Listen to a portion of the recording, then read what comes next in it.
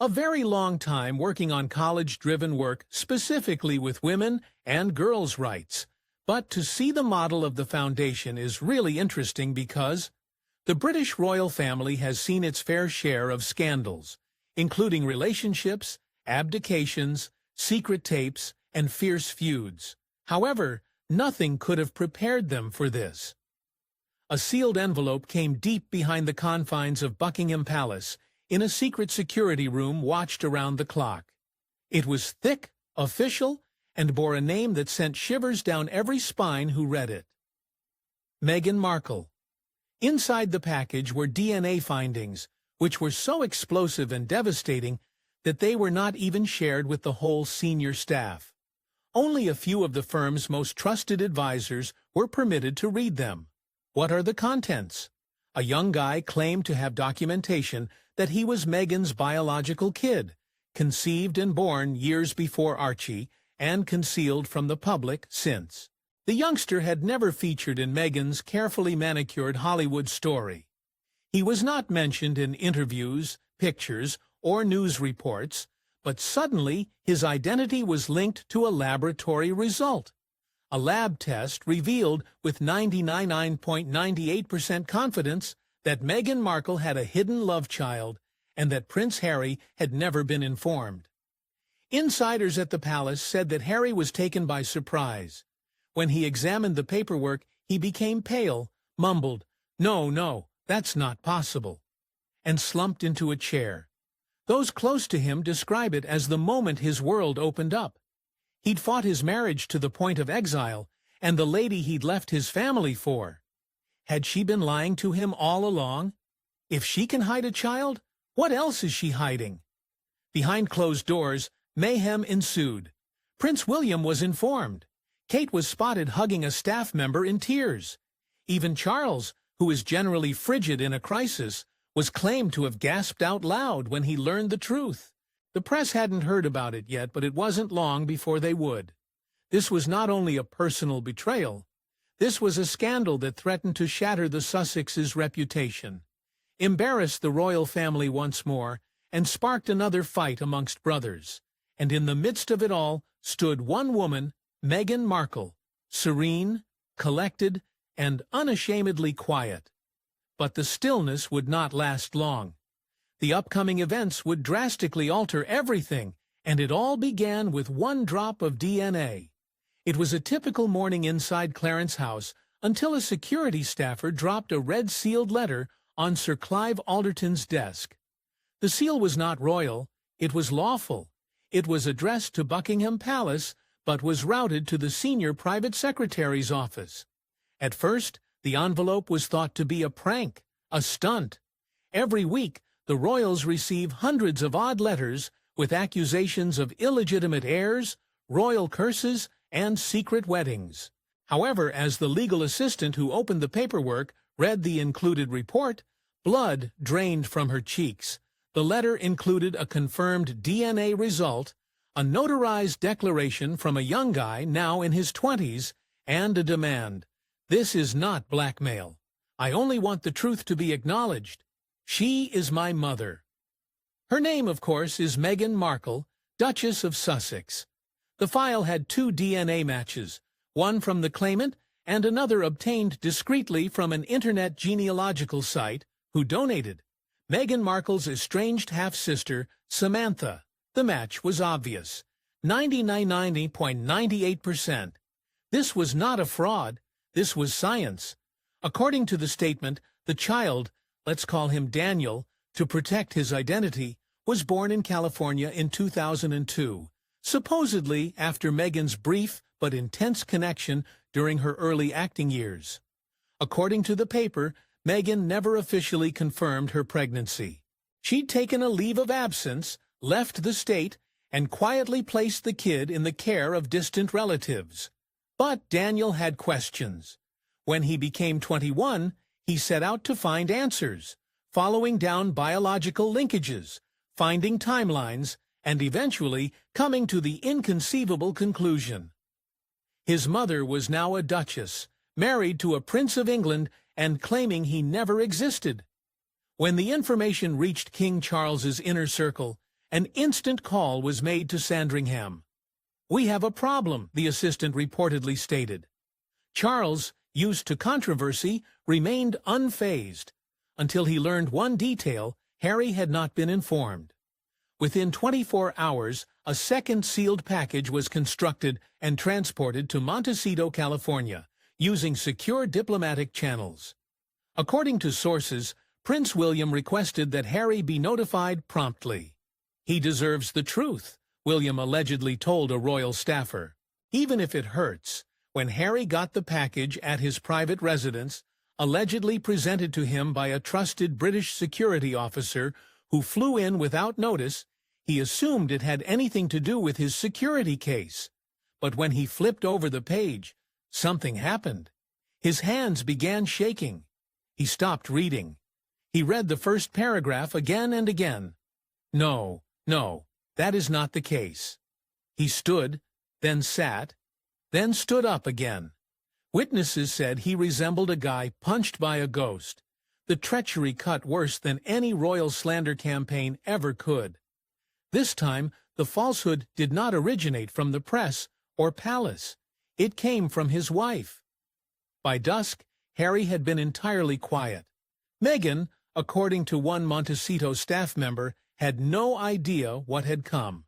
She was on a Zoom call about a podcast brand deal when he walked out of the room and didn't come back for hours. When he eventually returned, he said only one thing: "Was there anything you neglected to tell me?" That's when everything altered. The royal family was on edge. Camilla apparently wanted the entire report buried. Charles did not want another media circus, particularly one involving another prospective royal kid. But William remained unimpressed. "Let it come out," he answered coldly. "Let the world see who she really is." As for Harry, he was just starting to realize that the lady he had sacrificed everything for, they may have given up nothing in exchange. And the envelope? It hadn't only brought paper and science, it contained a reality big enough to shake the very basis of Harry's marriage. Meghan Markle was a mystery before she became Duchess. Not in the glossy, polished sense she now commands, but in the patchwork bits that comprised her pre-royal existence. She presented the world with a clear narrative: multiracial, ambitious, self-made, an actress who worked hard to get where she is now. However, for those who knew her before the tiaras and awards, there were always holes in the narrative. Whispers had long dogged her, particularly during her early Hollywood years. Meghan vanished while still hunting for parts, walking unphotographed red carpets, and working side jobs to pay her rent. Meghan allegedly left her burgeoning television career in late 2001, following only a few appearances on game programs and cable series. Colleagues at the time described her as abnormally aloof, not responding to texts, skipping social functions, and abruptly declining auditions she had previously requested. Then, according to casting insiders, she departed Los Angeles completely for several months. There was no public explanation. Meghan reappeared the next year, apparently rejuvenated and more dedicated than ever, resuming auditions and networking with vigor. However, other friends later said they were warned to never ask about that time. With the release of the DNA results and Daniel's meticulously planned timetable, that mystery gap appears to be something altogether different: a pregnancy, a discreet delivery, and the unexpected departure of a kid she could not, or would not, nurture. According to sources close to the case, Daniel was born in the early summer of 2002 during Meghan's Hollywood blackout time. While no birth certificate has been publicly revealed, palace investigators verified the existence of sealed hospital documents under the alias Meghan, which was supposedly used in medical papers. The man she was dating at the time, whose name we will not reveal, was apparently unaware she was pregnant. According to Daniel's legal petition, his mother's choice to remove herself completely from her previous life was the only explanation he had received from the distant relatives who reared him. But what's even more astonishing is how well Meghan buried that aspect of her history. There are no images, interviews, or acknowledgments in her press-controlled narrative, even in her notorious Oprah appearance, where she portrayed herself as a lady with nothing to hide. She never revealed this kid, her own flesh and blood. Why?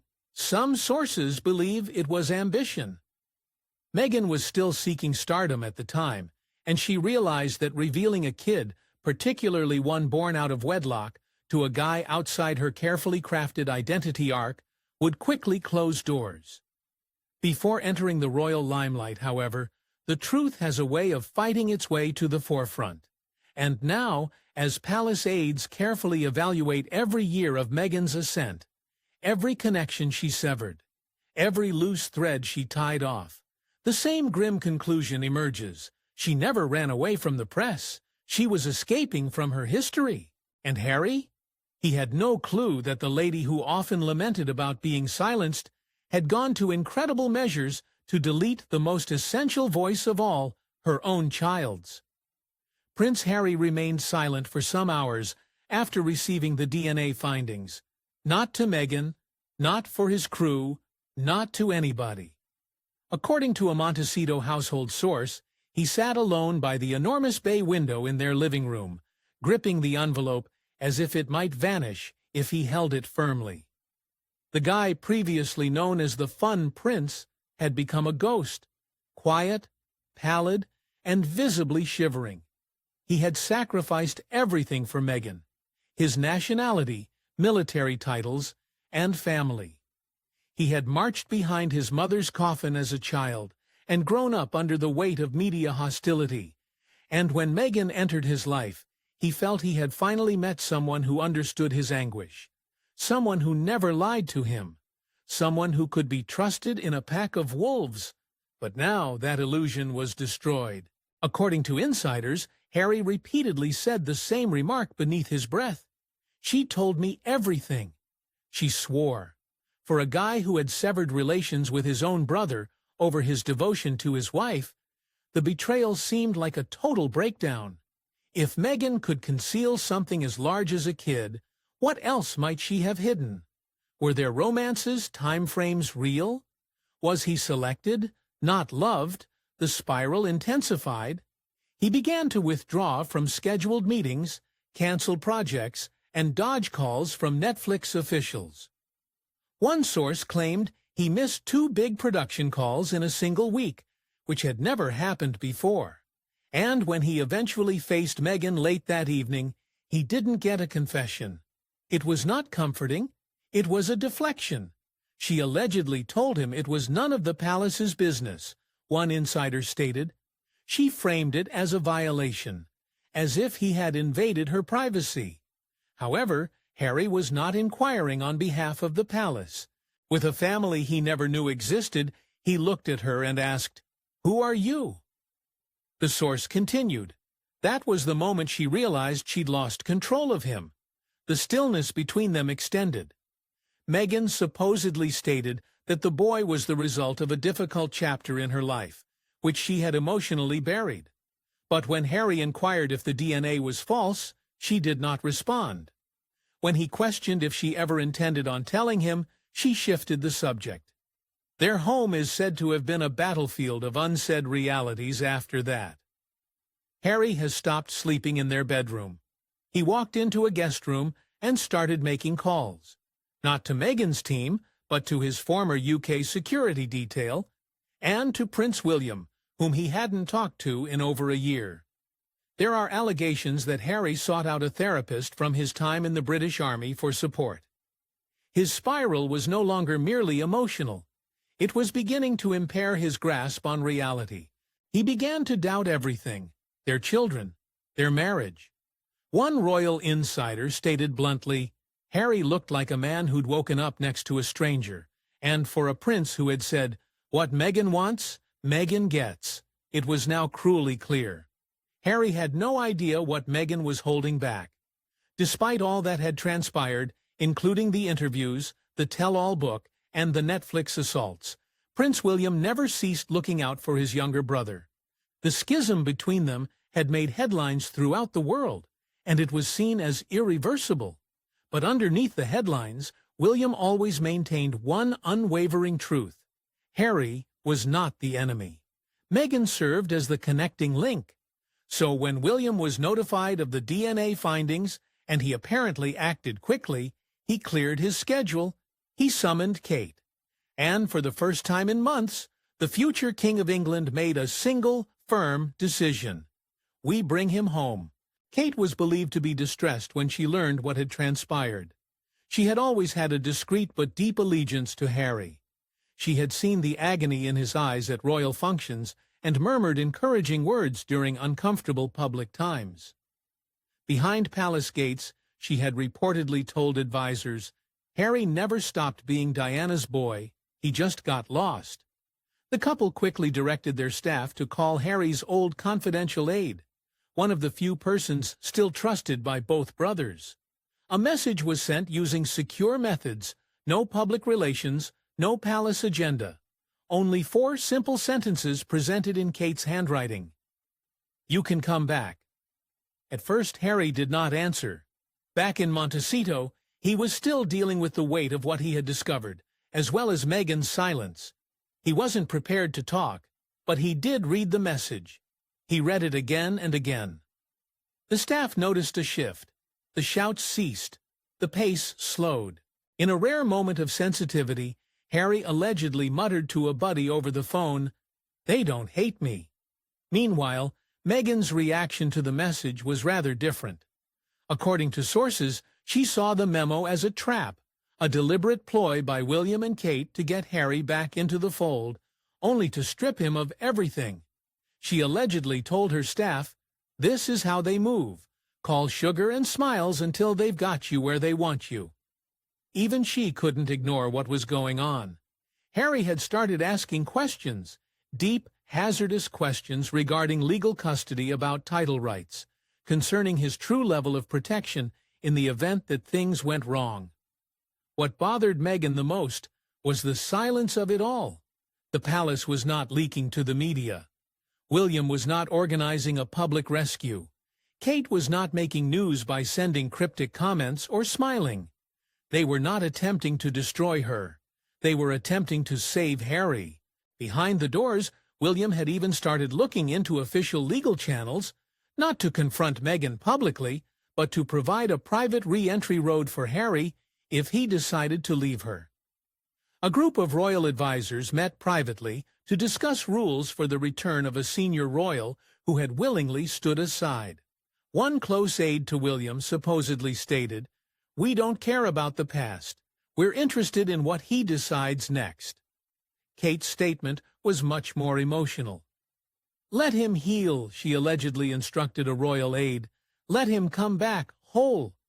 Because, in William and Kate's perspective, Harry was not an issue to be solved.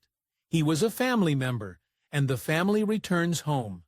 If Prince Harry was unraveling, Meghan Markle was doing the exact opposite. She was locking down. As the palace raced behind closed doors and William gently stretched across the gap, Meghan answered with deliberate stillness, then controlled rebellion. She understood the game. This was hardly her first controversy, but this one hit a different chord. Not because it revealed a falsehood, but because it impacted the one person she could no longer totally manipulate, Harry. According to Montecito sources, Meghan's immediate response to the DNA revelation was to accuse it of palace fabrication. She thought it was a smear effort designed to undermine her ahead of planned projects.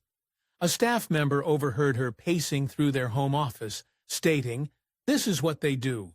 They can't harm me legally, so they resort to scandal." She rejected the DNA as tampered, false, or paid for. Behind the bravado, fissures were developing. When Harry approached her and demanded the truth, the clear, unadorned truth, she allegedly refused to answer yes or no. She did not dispute that a kid had been born. She did not confirm it either. Instead, she said something that shocked him. "I don't owe anyone the truth. Not you, not them, not the public." According to royal insiders, that one statement might have sealed their marriage's destiny. Sensitivity and suffering suddenly faced a wall of cold calculation. She dismissed the past as irrelevant and asserted that what mattered was the life they were constructing now, not the one she had left behind. When Harry questioned why she hadn't told him, she reportedly responded, "Because you wouldn't have married me." That phrase stung hard. Harry had been her staunchest defender, risking everything to protect her from the press, protocol, and his own family. And now she admitted that the foundation of their entire relationship had been calculated. Not honest, but Meghan wasn't done. In the days that followed, she discreetly built her legal team, not to address the DNA report, but to investigate her own safeguards in case Harry chooses to walk. She wasn't planning for a confrontation over the truth. She was poised to take control of the story. According to one advisor, she's getting ready to spin this. Do not bury it. And this is precisely what she did. Meghan began reaching out to her media contacts, including those who helped construct the Oprah interview, and released well-written phrases. A cruel smear from a desperate institution, a baseless distraction from the monarchy's failures, and a tragic attack on a woman of color all appeared in whisper campaigns on social media. But is there anything notably missing from those statements? A denial? She never declared, "The child is not mine." She never said, "The DNA is incorrect." Instead, she relied on popular sympathy, portraying herself once more as a victim of royal prejudice and establishment harshness. And for her supporters, it was enough. The Sussex team even began pushing new articles about Kate in order to divert attention away from her, a strategy that the palace was fully aware of. But when the spin machine screamed back to life, Meghan couldn't stop Harry from pulling away. This deflection, cool answer, and legal trick fueled his mistrust. The woman he once admired for her bravery and honesty suddenly seemed like a stranger who had authored her entire life, and his to fit her own narrative. Because when the dust cleared, Meghan did not attempt to salvage the marriage. She attempted to preserve the brand. And Harry? He was starting to realize that the lady he loved didn't require a mate. She needed a prop. The palace did not require a news statement to know what was coming. Behind the glittering gates of Windsor and the polished doors of Montecito, a silent storm had started, one that no brand contract, public relations company, or tailored podcast episode could take away. For Prince Harry, the DNA findings revealed more than just a secret. They revealed a life based on illusion. Every sacrifice he made, every bridge he burned, appeared less devoted and more manipulative. And as the days progressed, one fact became difficult to ignore. He did not know the woman he married. Insiders claim Harry has grown distant.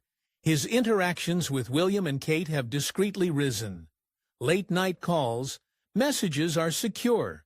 There were even whispers of a brief return to the UK, not for service, but for rehabilitation. Meanwhile, Meghan acts as if nothing has happened. She is publicly groomed, smiling in staged appearances, and preparing for another media project, according to sources, which would portray her as a misunderstood mother who has overcome unthinkable cruelty. But the palace is not buying it. The general public is no exception, because this time it's more than simply royal formality, press prejudice, and internal family feuds. This time, a kid could have been deleted. This time, a spouse may have been duped on the deepest level conceivable.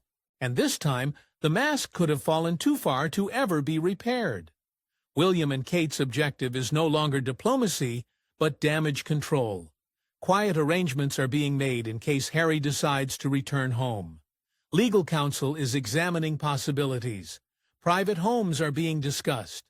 According to sources, Prince George has inquired why Uncle Harry isn't happy anymore. Charles and Camilla remain apart, cold, silent, focused on maintaining the throne rather than saving the fallen prince. And perhaps it is the worst tragedy of all. Harry, once a cherished rogue of the royal family, the one he left behind, and the one that never was.